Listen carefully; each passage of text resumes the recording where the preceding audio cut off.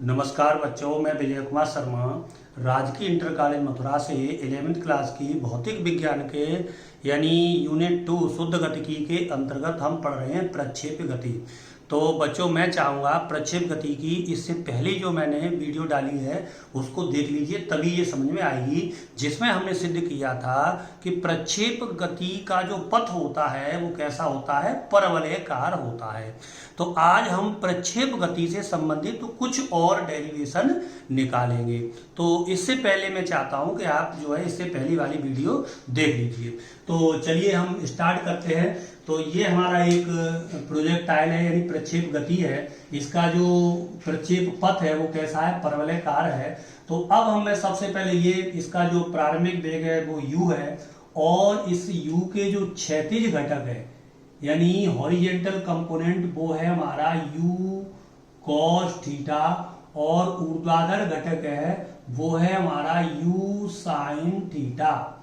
तो अब हम सबसे पहले निकालेंगे कि प्रक्षेप को अधिकतम ऊंचाई तक पहुंचने में लगा समय।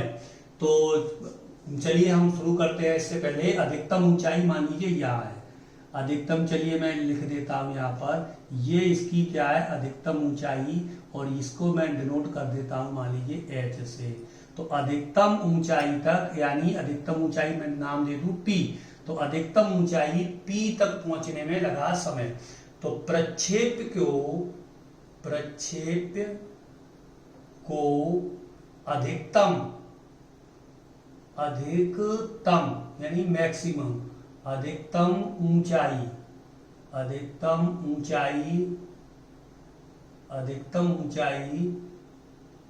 तक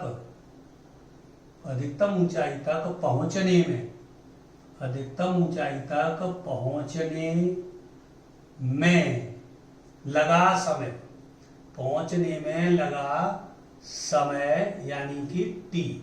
तो जो गति का पहला समीकरण है उससे हम निकाल देंगे, यानी v बराबर क्या होता है हमारा u प्लस at।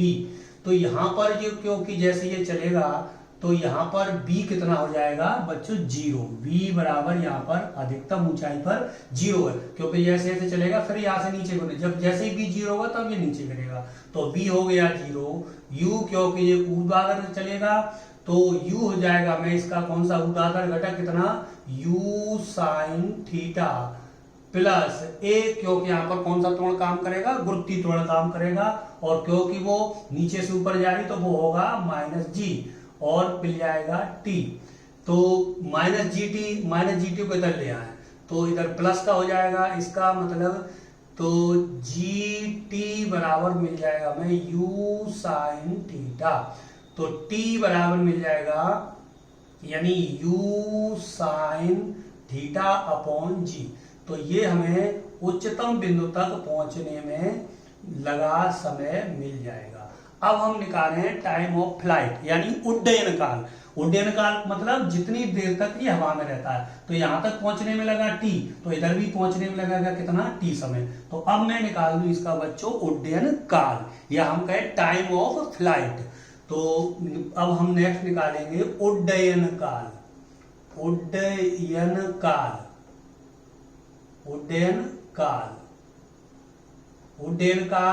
यानी उड्डयन काल हमें कितना मिलेगा, उड्डयन काल को लिख देंगे हम t, और ये बराबर हो जाएगा 2t।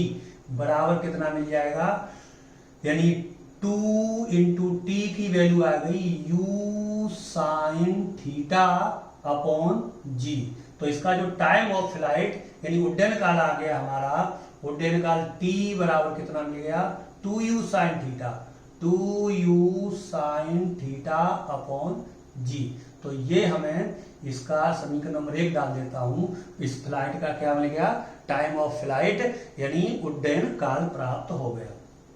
अब हम निकालें इसको यानी अधिकतम ऊंचाई, यानी ये कितनी ऊंचाई तक, पहले यहां तक टाइम निकाल दिया, अब हम निकालें प्रक्षेप की अधिकतम ऊंचाई।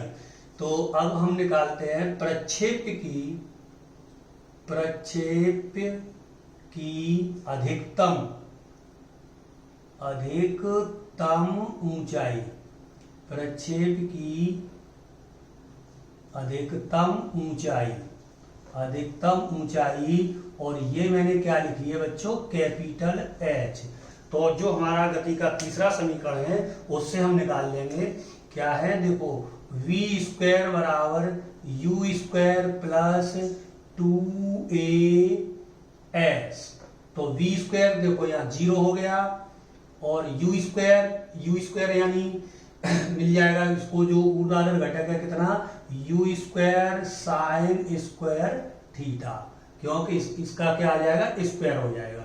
तो you square sine square theta, और -2, और ये क्या आ जाएगा, एक जगह आएगा जी, माइनस का होगा ही, और एस की जगह आ जाएगा हमारा अधिकतम ऊंचाई यानी कि एच। तो यहां से एच बराबर क्या मिल जाएगा बच्चों, एच बराबर मिल जाएगा you square sine square theta upon क्या आ जाएगा, 2g। तो ये हमें मिल जाएगी इसकी प्रक्षेप की अधिकतम ऊंचाई। अब हम इसमें एक नेक्स्ट और बचा, वो बचा इसका हमारा यानी हॉरिजॉन्टल रेंज यानी परास। यानी अब हम क्या बचा इसमें, परास। परास जैसे मैंने बताया था, यहां से यहां तक यानी जो क्षैतिज दिशा में ये दूरी यानी ये ओ है, और यहां मान लीजिए मैं डाल दूं चलो ए, तो ओ ए जो डिस्टेंस है परास, तो परास यानी दूरी है, क्षैतिज दूरी है, तो दूरी बराबर होता है 4 गुणा समय। तो 4 यहां पर कितनी होगी, क्षैतिज वेग। तो मैं लिख देता हूं थोड़ा सा, यानी क्षैतिज वेग इनटू समय। तो परास को हम डिनोट करते हैं यानी हॉरिजॉन्टल रेंज यानी आर। क्षैतिज वेग कितना है, यू क्षैतिज देखिए यू कॉस थीटा इनटू समय।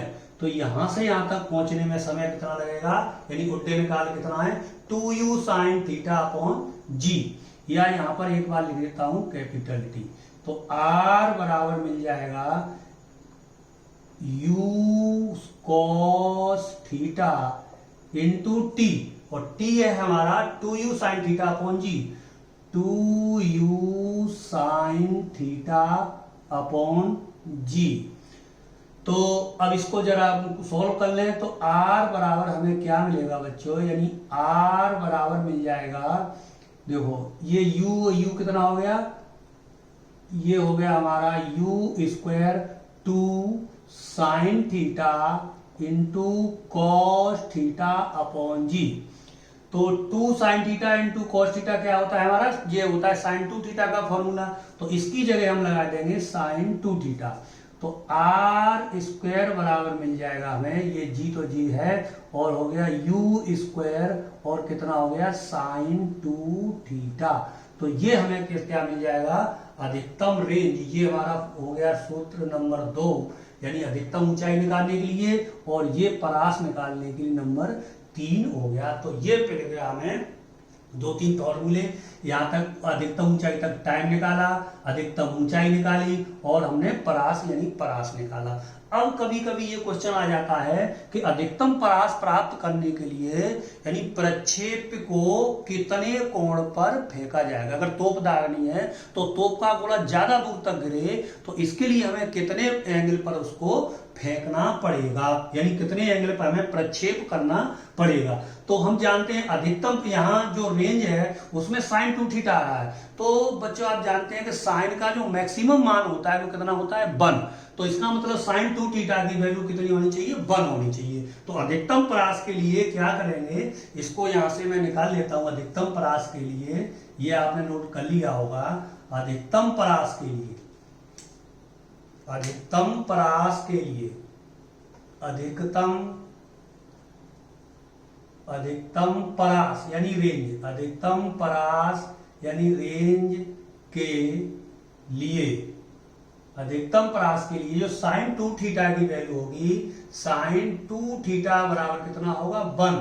तो इसका मतलब ये हो गया कि साइन 2 थीटा बराबर 1 कितना, यानी साइन 90 डिग्री। तो इसका मतलब साइन इसका मतलब 2 थीटा बराबर कितना मिलेगा हमें, 90 डिग्री। तो इसको अगर हम सॉल्व करें तो थीटा बराबर कितना मिल जाएगा, यानी 90 अपॉन कितना 2, यानी कितना आ जाएगा 45 डिग्री।